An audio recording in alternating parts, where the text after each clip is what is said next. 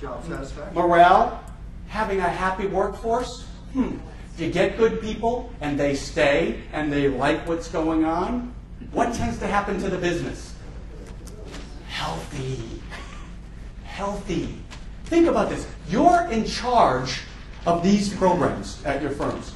So you obviously, sabbaticals are on here. You get it. You get the importance of these things. So that flip chart over there is the company.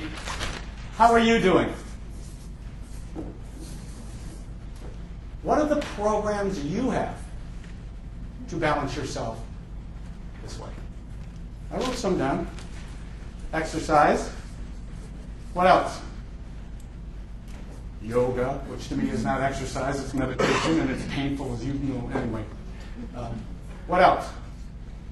Vacation. Vacation. Keep going. Reading.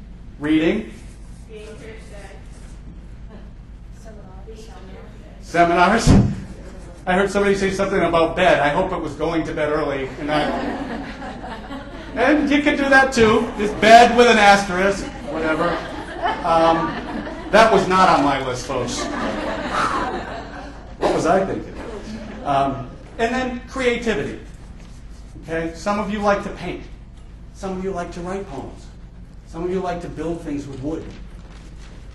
Some of you like to do whatever. This makes a healthy organization. This makes a healthy you. And the reason we don't do enough of that usually is because we are programmed from birth to think that we've got to do something somebody else told us we need to do. So the one thing that kind of brings all this together is actually, by slowing down, is meditation. And I find it very hard to make myself, you can imagine trying to make it. I'm certainly going to sit in a cave for 2 years. I have trouble sitting on a chair for 2 minutes, listening to myself breathe. That 2 minutes helps. It absolutely helps. There are myriad articles and things available on meditation. Find one that works for you. I actually finally found one that worked because I did it. Here I am judging my meditation. That's me. They're doing it badly, Jim. So judging my meditation wasn't a good idea. But I finally found that there's some St. Francis of Assisi prayer. I'm certainly not going to say it to you.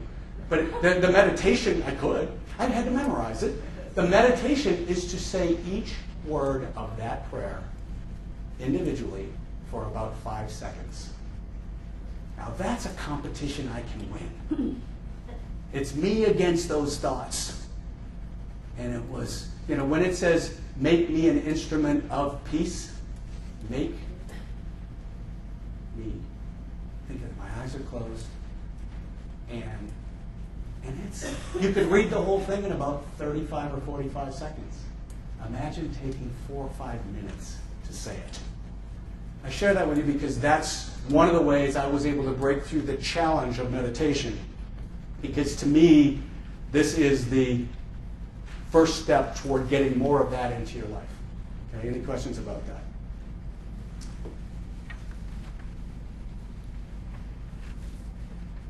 Randy Pausch was a good example for all of us.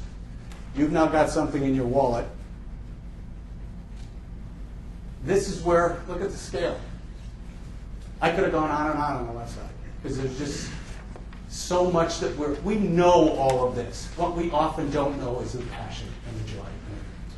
You've written them down today. Write some more down.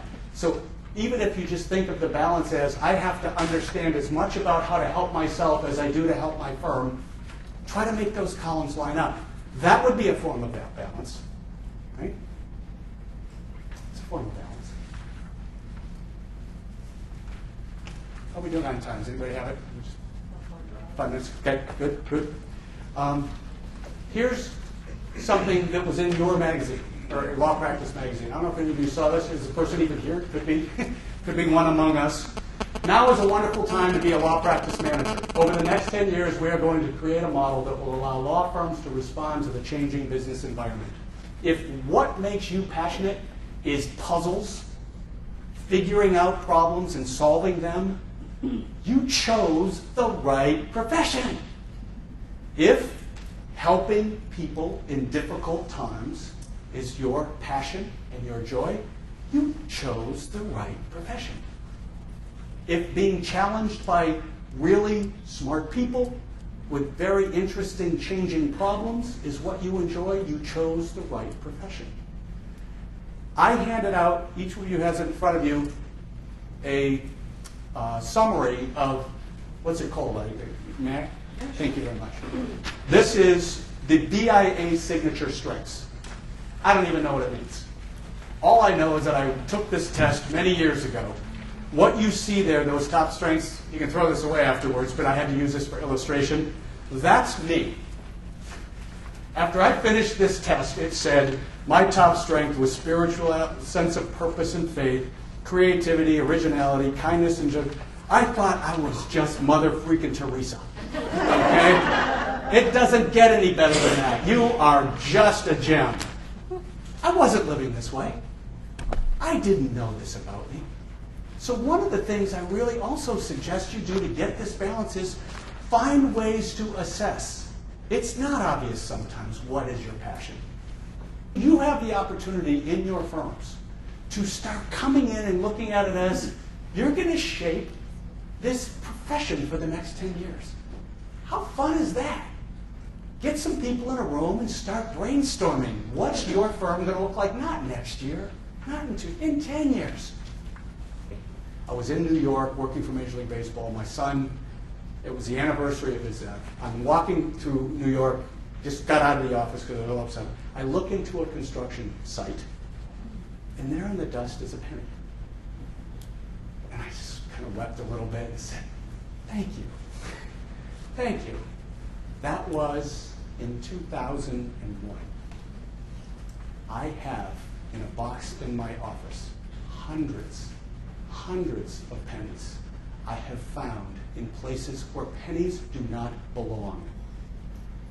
And I have found 3 in the last 2 days.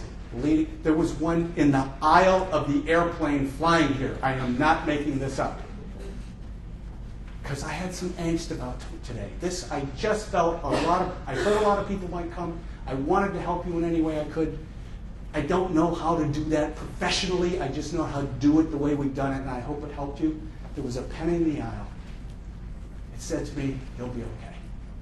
I share that because I do believe that universal energy connects us all, and that's my message from the universe. I get the pennies when I need them. Each of us should find one.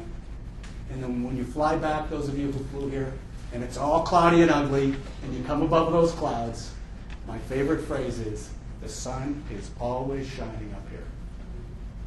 No matter how bad your day is, no matter how much you got going on, that's my little reminder when I fly. The sun is always shining up there.